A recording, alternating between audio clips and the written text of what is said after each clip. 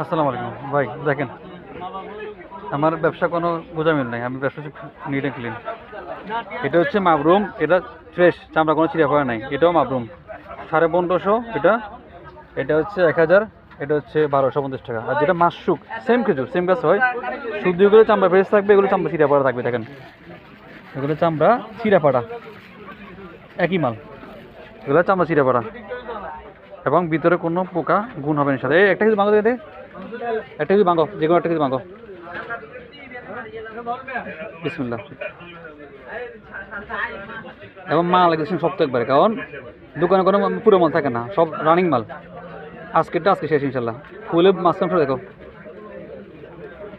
দেখেন কোনো গুণ কোনো পোক কিছু নেই, একবার ফ্রেশ খেজুর। ঠিক আছে, এটা 700 টাকা কেজি ইনশাল্লাহ।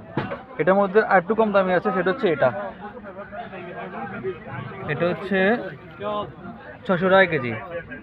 এটা একটু চামড়া পোষা বেশি, এটা চামড়া পোষা খুবই কম, দেখতে পুরোপুরি এটার মতোই। এটা 1250, এটা 700 ইনশাল্লাহ। যা লাগে আপনি দিবেন।